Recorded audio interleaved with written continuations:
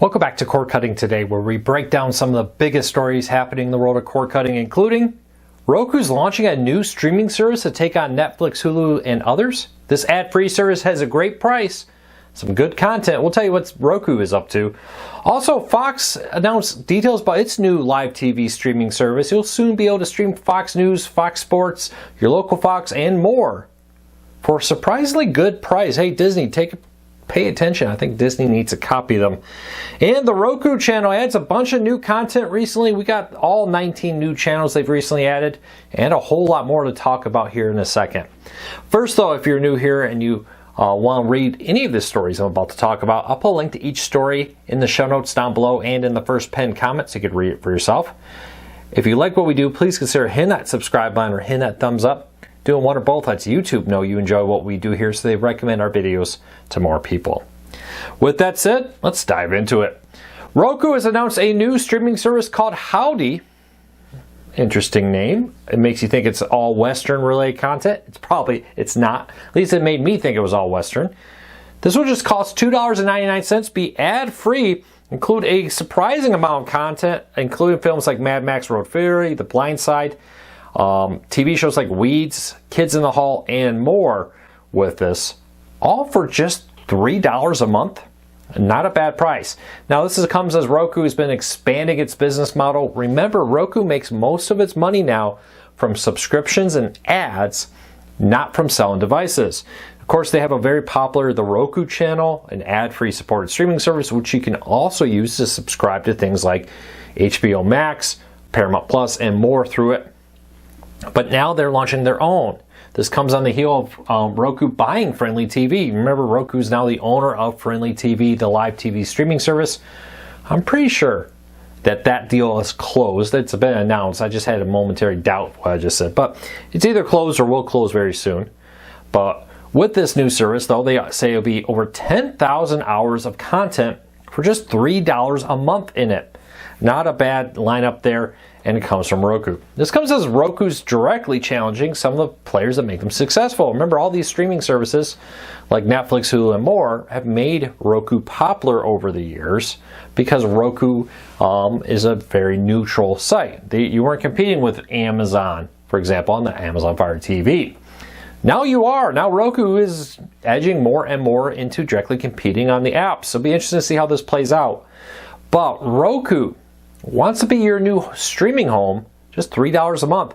Let me know. It's an aggressive price point. It's a good starter content. It's still, though, a fraction of the content that you'll find on other places.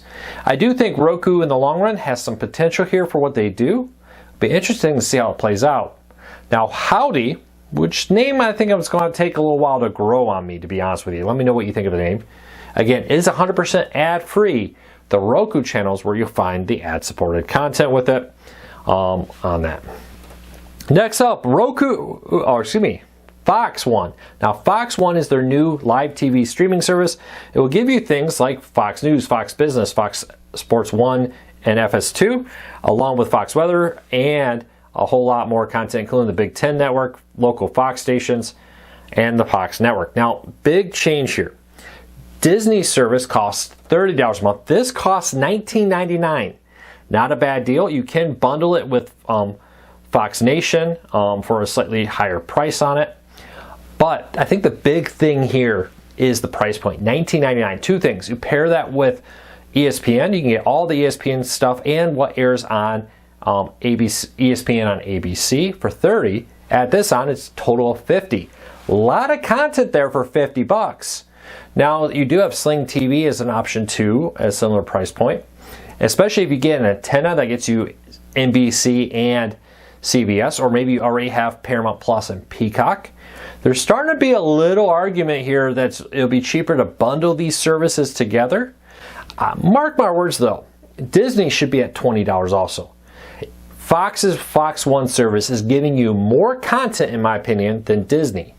Now, yes, ESPN has a lot more sports on it than Fox Sports 1 and 2 does, but you're also getting Fox News, Fox Business, Big Ten Network, and other content in this, including a live feed of local Fox stations with it. Something that ABC does not. While they do have ESPN content that airs on ABC, They do not give you a live feed of your local ABC. Disney, you should probably be closer to $20 also. These two combined should be $40. You add in Peacock, you add in Paramount Plus maybe. And you could be making an argument that that's a better deal than Fubo or YouTube TV. Of course, you get a lot more content through Fubo and YouTube TV. It's really going to be kind of what you use it for. But not a bad deal. I think one of the key selling points here will be in the off season. If you got somebody who wants to have Fox News or Fox Business, this is going to be the cheapest way to do it if that's all you want. If you got somebody who maybe loves football, but in the off season wants to still get a little bit of news through news and sports, this could be a good option also at $20 versus maintaining a Fubo or a YouTube TV subscription at significantly more money. We'll keep an eye on it. It will launch this month here. We're going to get a launch day on August 21st. I suspect somewhere around there we'll also see ESPN's new unlimited streaming service launch also. Alright, the Roku channel added 19 new free live channels over the last few weeks, including a lot of things from MGM, and more on this. Dog Whisperer, Stargate by MGM, Xena, Princess Warrior, To Catch a Smuggler, and more are all streaming now for free through the Roku channel. If you want to see a full list, check out the show notes down below. I have a full list there of everything that's recently been added. Alright, Amazon. You probably think of it, Fire TVs, streaming, shipping things to you. What about buying a used car? Amazon will now sell you used and certified pre-owned, which comes with a different warranty basically, cars, trucks, and SUVs. Now this is launching in Los Angeles to start with. We'll be rolling out to more areas. But now with your Amazon Prime membership, you can also get new and used cars. So stream your movies and buy your cars all through Amazon. They want to be your everything shop with that. Alright, hey, South Park. If you're a South Park fan, you may have noticed it's gone off of Max. HBO Max no longer offers South Park with the new deal. Excuse me, I'm very sorry. I had someone call my throat. It's now an exclusive to Paramount Plus worldwide. Now, Paramount Plus has had it internationally. There was a lot of legal fighting between the two sides over the last few years. I wonder if this will finally resolve some of the lawsuits that both sides have launched against each other over South Park. But now, it's now a Paramount Plus exclusive. And just to give you an idea of how important this is, both sides have been fighting tooth and nail to get the rights to this show, because they really think it will help lock in viewers from it. Paramount Plus is really hoping, who recently lost over 1 million subscribers in the second quarter of 2025, that South Park may be a way to bring some of them back. Let me know. Do you subscribe to a streaming service just for a show like that? My opinion always is, if you're just getting a service for one show, go buy that show on something like Prime Video, iTunes, or more. Yes, it's a little bit of money up front, but in the long run, you'll save money. But there's a lot more on Paramount Plus than just South Park. Maybe they're hoping you get in, try it, check out their other stuff that they offer. Alright, speaking of streaming services, the Major League Soccer Commissioner is defending the Apple TV deal. Now, he's been getting a lot of criticism. Major League Soccer locked a lot of its content behind the paywall of Apple TV. You have to subscribe there. Now, there is still some nationally broadcast stuff, but it's not that much compared to other sports leagues. And there's been an argument, even amongst, I think, some of its owners, that maybe they shouldn't have done that deal, that's hurting the sport by it's making it harder for new fans to discover and experience it. But according to the Major League Soccer Commissioner, critics just don't get it. He's defending the idea that they need this deal and that Apple TV Plus is still the best way for them to grow their business and to become profitable. It's very tough here. With Major League Soccer growing in popularity, they want to reach as many people, but they also need as much money as possible. It's very expensive. We'll wait and see what happens, but for now, Major League Soccer's commissioner is very happy. Other leagues have taken a not-so-fast approach, but are closely watching, I've heard, the success of Major League Sports. NFL in a few years is coming up for a contract, and other leagues too. NBA just finished theirs. There will be a while. But they're all kind of considering, what if we do abandon things like ESPN and Fox and ABC and CBS and NBC and just go direct to consumer, launch their own streaming service? Would not surprise me in the next 10 years if that happens with many different sports. Major League Soccer will be a test to see how that works out. All right, speaking of Amazon, Amazon's cutting over 100 jobs or reorganizing its audio division. Do you know Amazon has a huge audio division, creating podcasts and more? If you're an audiobook listener, you probably know Audible with this. But they also have a Waverly studio that produces podcasts and more.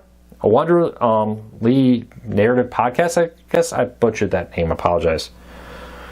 But Amazon's making cuts to its podcast division. I think a lot of this comes down to weak ad sales. We see it here everywhere. Ad revenues are down. Maybe as an industry as a whole, ad spending has gone up. But there's so many spots to sell ads now, it's increasingly becoming harder to stand out and driving ad revenue down. With that, Amazon's making some cuts of 100 people. It doesn't sound like much, but in that division, it is a noticeable impact on it. All right, next up, MeTV Tunes is going to be celebrating 65 years of the Flintstones. Hard to believe the Flintstones are turned 65 years old. This Sunday, Sunday, August 31st at 6 a.m., they will start a marathon of the Flintstones. 65 years and still rocking with it. Any Flintstones fans? I grew up really loving it.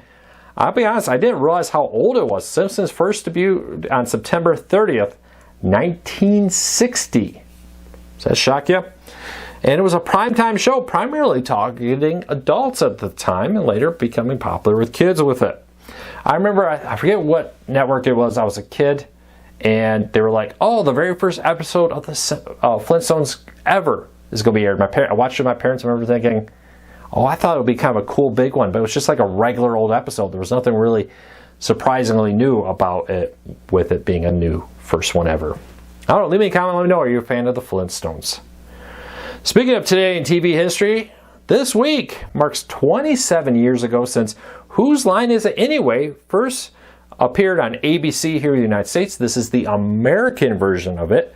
Originally in Britain, very popular, came to the United States with some of the same cast going back and forth, and later moved over to the CW. But I love this show. I'll be honest, I watched it a lot. It's been a long time since I watched it. Now you can watch a collection of Whose Line Is It Anyway free from the UK on Amazon Prime Video. Anybody know where the US version of Whose Line Is It Anyway is streaming? You can buy seasons on Amazon, but is it part of any streaming service? I know it's on many free ones. It appears and disappears. Check it out. But any fans of Whose Line Is It Anyway? I always loved it. Leave me a comment. Well, that's it for today. I hope you all have a fantastic day.